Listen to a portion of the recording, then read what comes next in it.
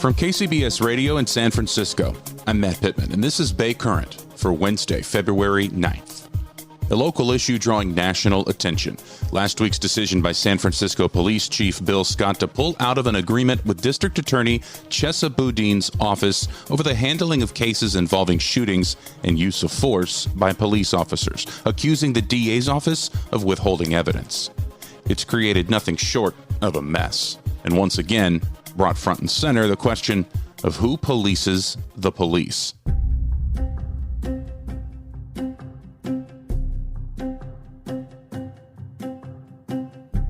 I went to the person who's as connected and informed as anybody in the Bay Area on issues like this one, KCBS Radio's Phil Mateer, to better understand why this is happening now, what it means for public safety, community trust in its police officers, and how this will play in the upcoming June vote to recall Boudin from his post as district attorney.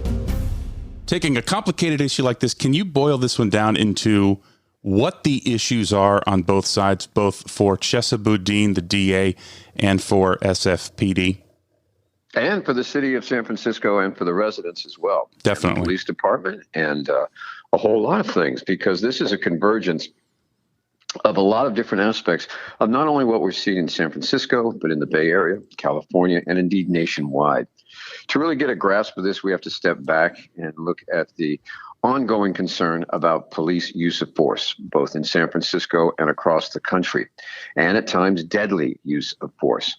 And one of the agreements that was brought on in the wake of the shooting of Mario Woods in the Mission District a few years back. You might remember him. He was a man with a knife. Yeah. He had mental problems and he was basically shot to death by officers. And it was caught on video. It went viral. It went national. It went international. It was not very pretty. It raised a lot of questions. It eventually, lit the fire and led to the exit of Police Chief Greg Suhr and the appointment of Bill Scott as his replacement. Now, at the same time, what we had is other incidents going on around the country. And there was a question about whether police should be investigating themselves. And it was pretty much agreed that no, they shouldn't, that possibly the district attorneys should take the lead in investigations of use of force. And in California now, if someone is unarmed and shot by a police officer, the case goes directly to the attorney general. But San Francisco took it a step further and said, we're also going to have the district attorney be the lead investigator in questionable use of force by police officers. And that's a case that came up. This didn't involve a shooting. It involved a baton incident, a beating on a baton. The man was Dakari Spears. He was down at Fisherman's Wharf.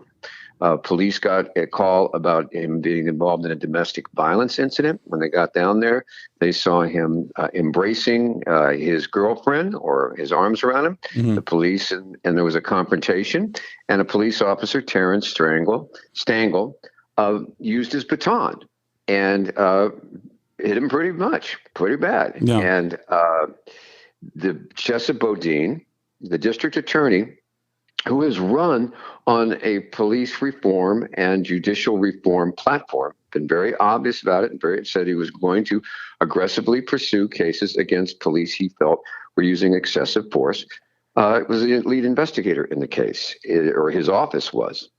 And this was the first case where this was happening.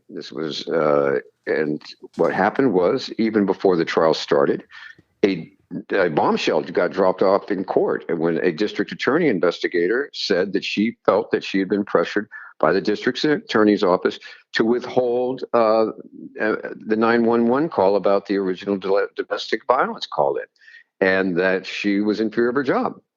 And that's not something that sounds very good.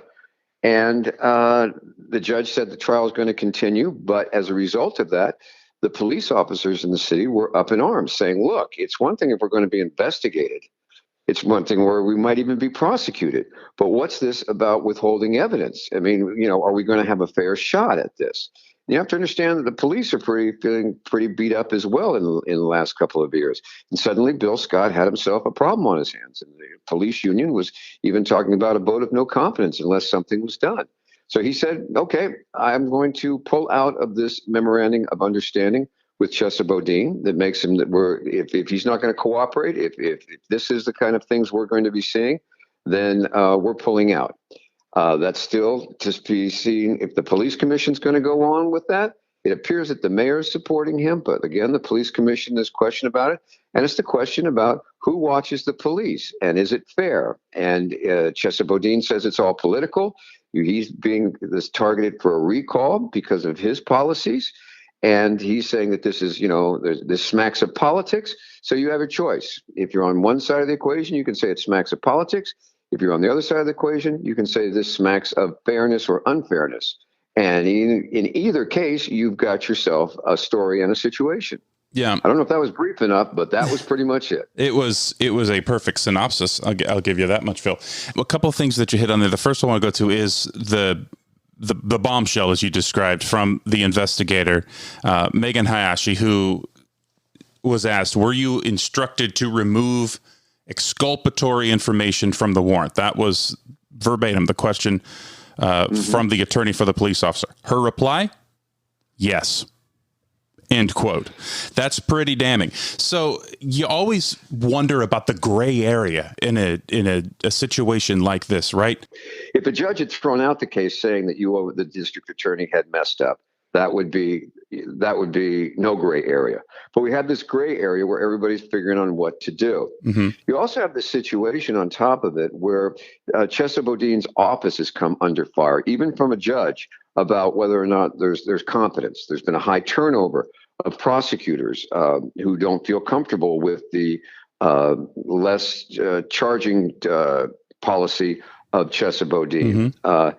And that has led to questions of new people coming in, often from the public defender's office, where you have public defenders suddenly becoming prosecutors. And I have to say, the challenge there is, that's like going from being a defensive player on a football team to an offensive player on a football team. You don't know the plays. Mm-hmm. You don't know what you're necessarily doing.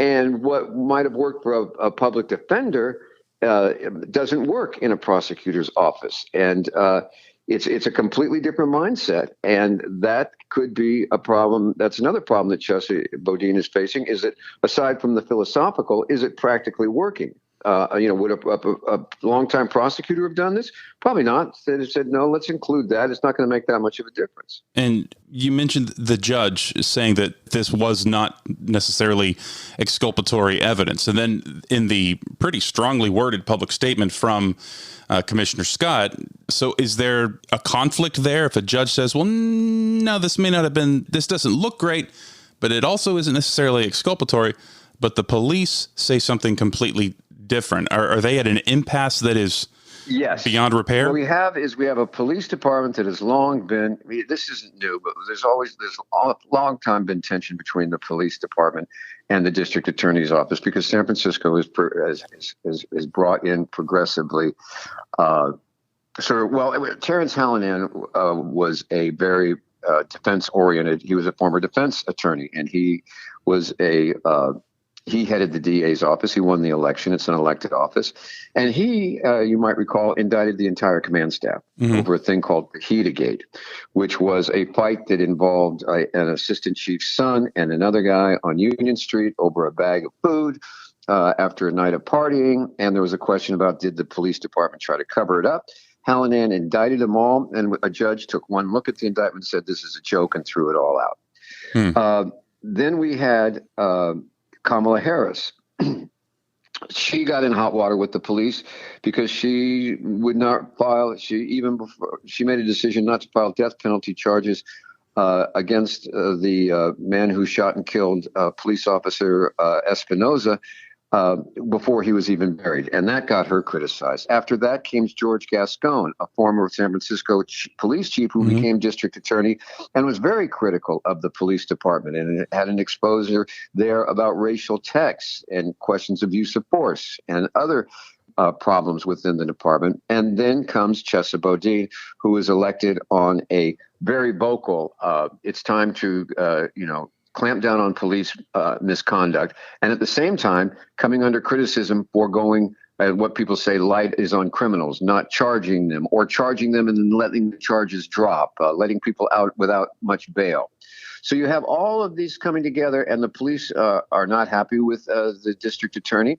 And then there's this question now he's going to be investigating them. And they felt like this, whatever the case was, for out of the gate, it wasn't a good way to start. Mm-hmm. It wasn't. And I haven't seen Chesa Boudin vocally saying it didn't happen.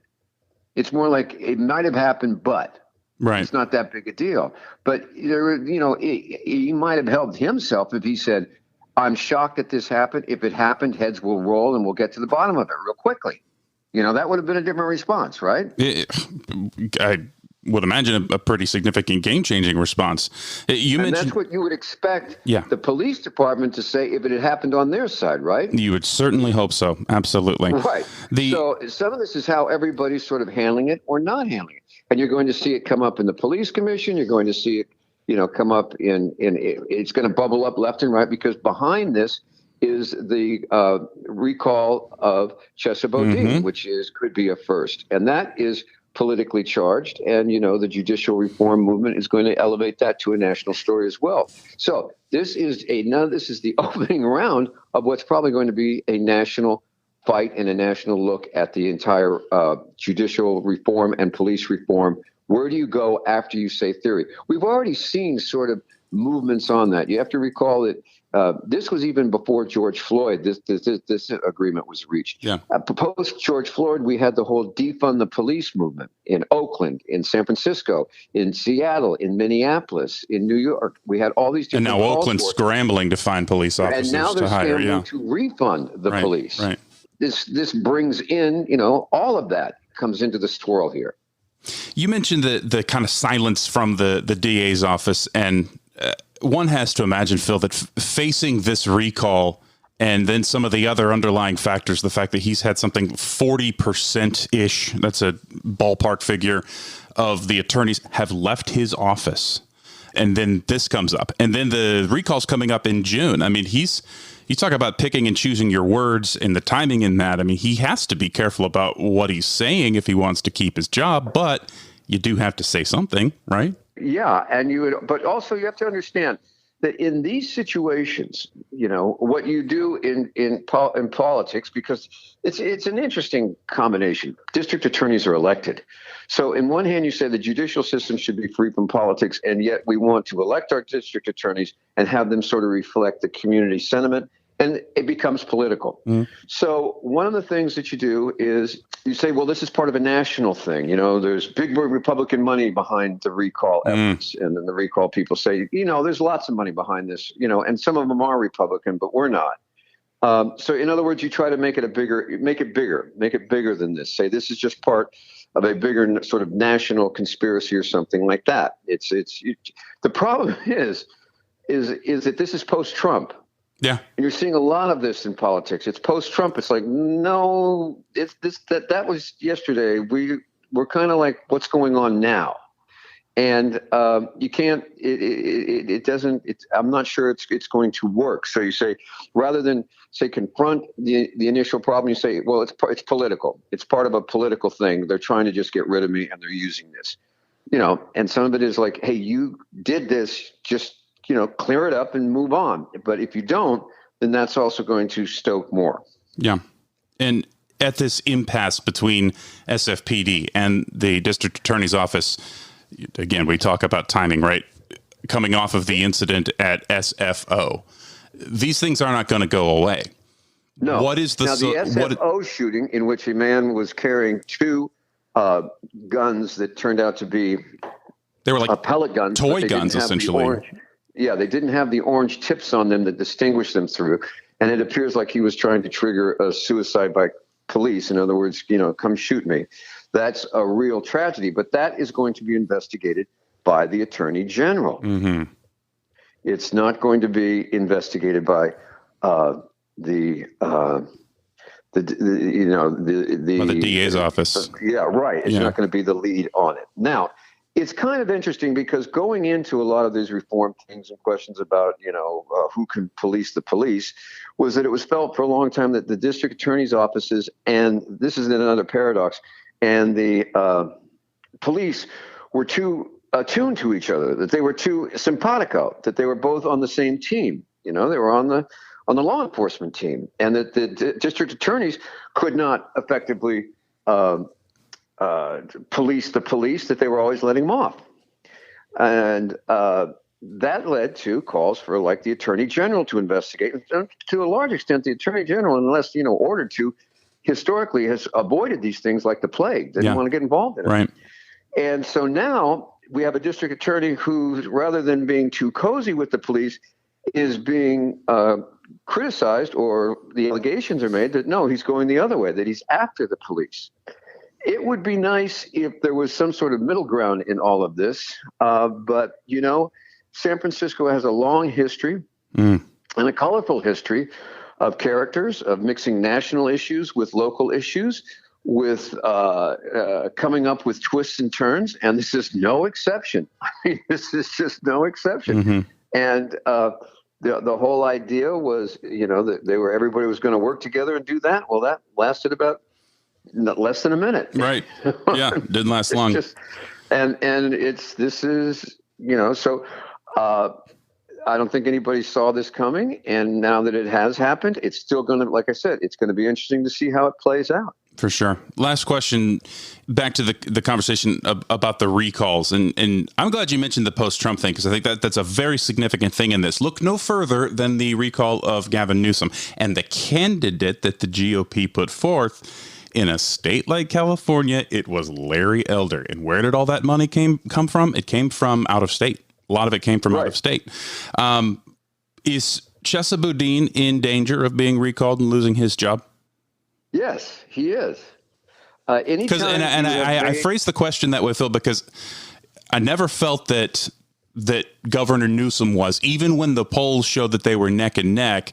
I just think that it was one of those scenarios where folks weren't really paying attention to it. Then when they got wind of what could potentially be replacing Gavin Newsom, they paid attention, checked their mail, filled in their ballots. There you have it.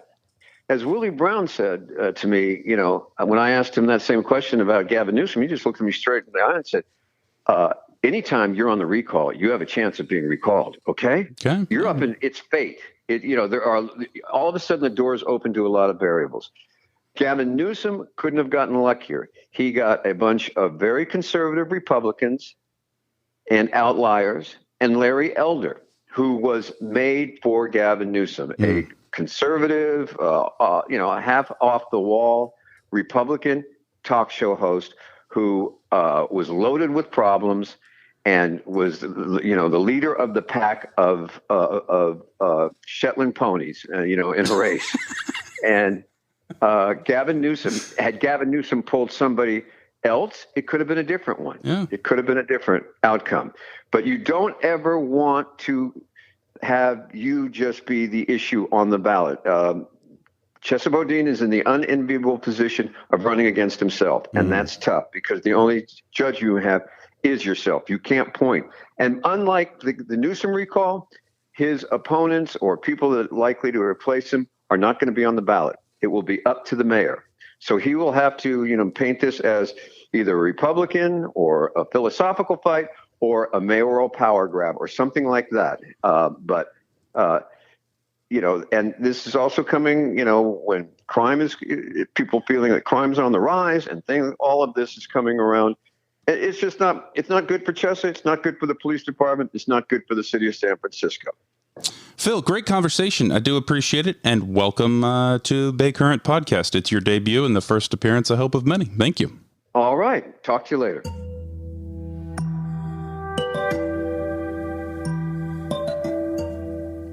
Thanks again to my KCBS radio colleague, Phil Matier. You can hear Phil on the air every day at 7:50 a.m. and 5:50 p.m. Man works hard. He's on the radio twice. If you miss him on the air each day, you can get each hit on the Phil Matier podcast, available on the Odyssey app or wherever you listen. And thank you for listening to today's Bay Current. New episodes of Bay Current are out every day, and we'd love to be part of your daily routine. Please subscribe to Bay Current on the Odyssey app, Apple Podcasts, Overcast, Stitcher, Google Podcasts. You know the drill, just about anywhere you listen. We're also on YouTube on the KCBS Radio YouTube page. That's it for today's Bay Current. I'm Matt Pitman. and we'll chat with you again tomorrow.